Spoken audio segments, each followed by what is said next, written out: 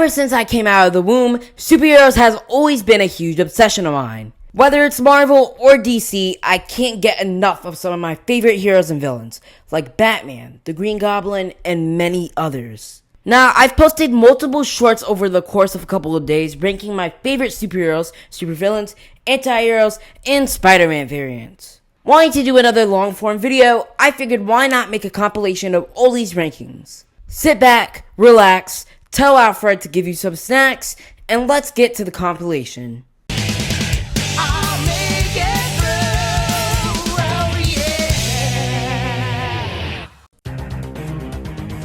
Besides Sonic the Hedgehog, my favorite franchise of all time is Marvel. I'm a big fan of DC too, but I'm more of a Marvel guy as I grew up more on it. Superheroes are my favorite genre, ever, so I decided it would be cool to make a video ranking my top 5 favorites. At number 5, I have Iron Man. The face of the MCU, Tony is without a doubt one of the most popular superheroes nowadays. His witty attitude combined with his cool tech and gadgets will always land him a spot on my mind. At number 4, I have Superman, and do I even have to explain this one? When I think superhero, Superman always comes to mind as the poster boy for the genre, and I'm so happy to see the success of his latest movie. He also has one of the best rogues galleries in all of comics, and it's a shame most of these haven't been adapted yet. At number 3, I have the Dark Knight himself, Batman. The second most popular superhero of all time, the Dark Knight has always been one of my favorites growing up. And in a household where he was both my dad and sister's favorite, I consumed a lot of material surrounding him. He also has the best villains in the entirety of comics, along with number 2, which is Spider-Man. The most relatable superhero and the most popular one of all time. I've loved Spidey for basically all my life. No Way Home is my second favorite movie of all time, and the Raimi films are my favorite superhero trilogy. He's only beaten by number 1, which is the X-Men himself, Wolverine. X-Men is my favorite superhero team of all time, and while I love Cyclops, Gambit, Magneto, and many others, no one beats Wolverine. I know he's technically an anti-hero, but come on, I had to include him. The last short I did, which you should totally go watch, I ranked my top 5 favorite superheroes. So I decided it would be appropriate for my next video to follow that up and do the supervillains. I will be sticking to Marvel and DC, just like the last one, so let's not waste any time and get to the ranking. At number 5, I have the king of pettiness, Victor Von Doom. What makes Dr. Doom such a good villain is the fact that he's the only thing standing in his own way. He has the power to be smarter than his arch nemesis, Mr. Fantastic, but his ego stands in the way of that, and that's what I love about his character. At number 4, I have the second biggest hater in the DC universe, Lex Luthor.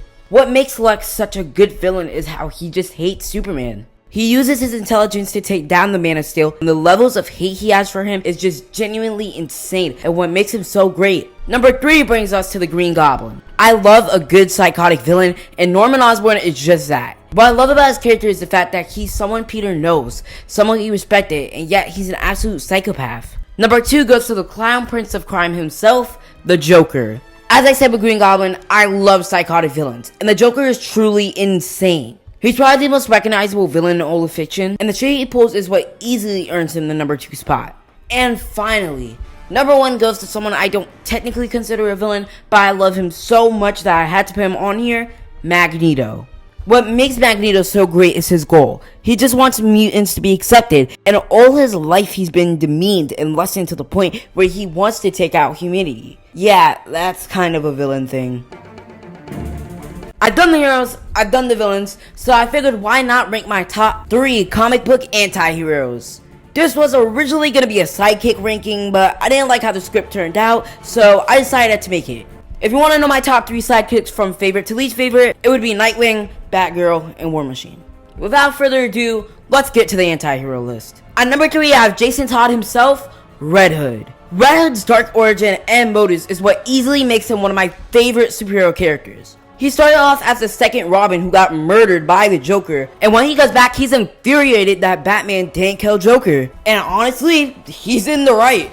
I genuinely don't blame this guy, and I appreciate that he does this out of the good of his heart, because he doesn't think these maniacs who have killed thousands of lives deserve to live. At number 2, I have Eddie Brock, Venom. What I love about Venom is how he goes from absolute hater to realizing Peter's a chill guy and he should calm down. Also, Spider-Man 3 is one of my favorite superhero movies despite how cringy it is, and I love him in that film. want you to kill Peter Parker. Ooh, my spider sense is tingling. If you know what I'm talking about. Number 1 is the Merc with the Mouth, Deadpool. I know all 3 of these rankings have had an X-Men adjacent character at the top, but I love X-Men so much and that reflects through my choices. Deadpool is hands down the funniest character in the Marvel Universe, and I always have fun watching and reading his stories. The first 2 Deadpool films are 2 of my favorite superhero movies, and Deadpool and Wolverine is my second favorite superhero movie of all time. Yeah, Johnny told us you're a psychotic, megalomaniacal asshole. His words, not mine. Hell-bent on domination and pain.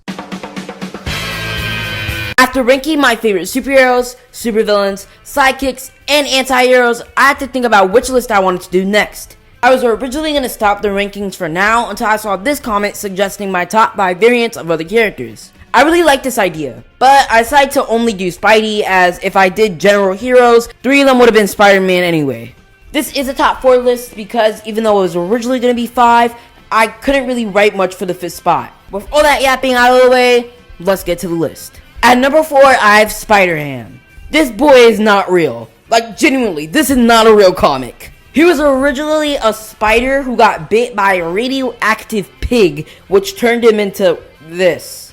At number 3, I have Peter's genetic clone, Ben Reilly. What I love about Ben is that he's a clone of the actual Spider-Man. He's not an alternate dimension version of Peter, he actually has the same memories of him. Also liked how he adapts into his own identity, becoming the Scarlet Spider.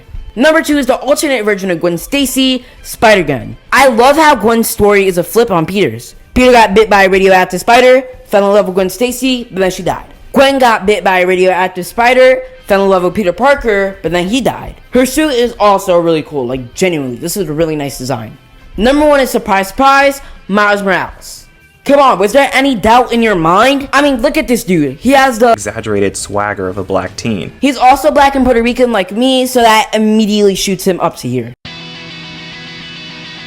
And that concludes a compilation of all my superhero rankings. I had so much fun writing and editing all of these. Okay, maybe not that last part, but it's interesting to have all of these rankings lined up and seeing what parallels are there. If you enjoyed all of these rankings, please subscribe and check out some of my other videos, as I want to get to 200 subs by the end of December. I'm CJ, I talk, and I'll see you all soon.